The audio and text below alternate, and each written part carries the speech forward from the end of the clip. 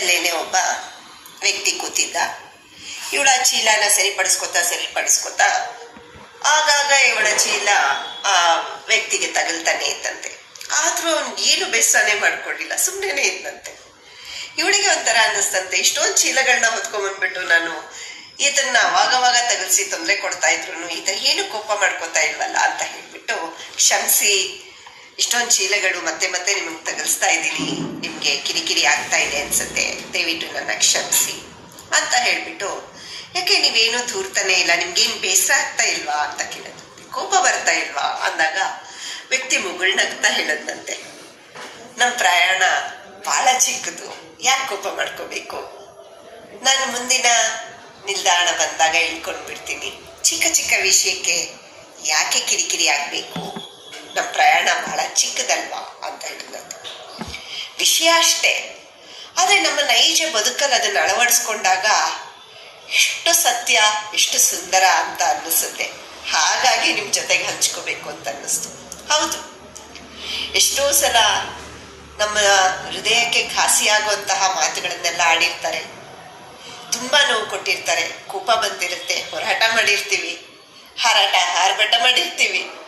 ಆದರೂ ಶಾಂತವಾಗಿರಿ. ಯಾಕೆ ಅಂದರೆ ಆತ ಹೇಳ್ದಂಗೆ ನಮ್ಮ ಪ್ರವಾಸ ಬಹಳ ಚಿಕ್ಕದು.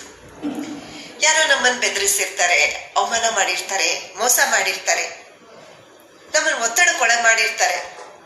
ಆದರೂ ಶಾಂತವಾಗಿರಿ, ಅವ್ರನ್ನ ಪ್ರೀತಿಸ್ಬಿಡಿ. ಯಾಕೆ ಅಂತ ಹೇಳಿದ್ರೆ ನಮ್ಮ ಪ್ರಯಾಣ ಬಹಳ ಚಿಕ್ಕದು.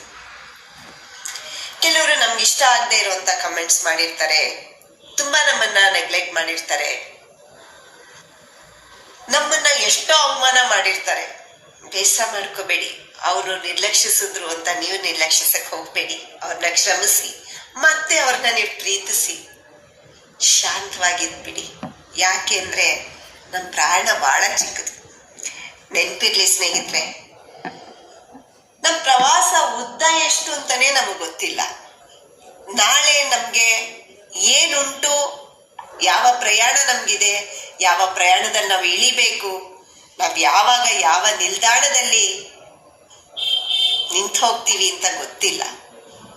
ಯಾಕೆ ನಮ್ಮಲ್ಲಿ ಜಂಜಾಟ?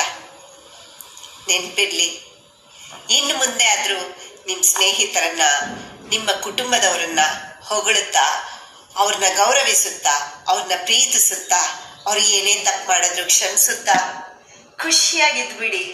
ನೆನ್ಪಿರ್ಲಿ, ನಮ್ಮ ಪ್ರವಾಸ ಬಹಳ ಚಿಕ್ಕದು. ನಾವು ಬಯಸಿದ್ದು ಸಿಗುತ್ತೋ ಸಿಗಲ್ವೋ, ಆದರೂ ಬದುಕು ಬಹಳ ಸುಂದರ. ನಮ್ಮ ಮಾರ್ಗದಲ್ಲಿ ನಾವು ಹೇಗೆ ನಡಿಬೇಕೋ ಸತ್ಯವಾಗಿ ನಡೆದು ಬಿಡೋಣ. ಯಾಕೆಂದ್ರೆ ಯಾವ ನಿಲ್ದಾಣಕ್ಕೆ ನಾವು ಇಳಿಬೇಕು ಅನ್ನೋದು ಆ ಭಗವಂತನ ಇಚ್ಛೆ.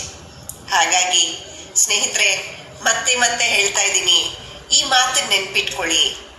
ನಮ್ಮ ಪ್ರಯಾಣ ಬಹಳ ಚಿಕ್ಕದು.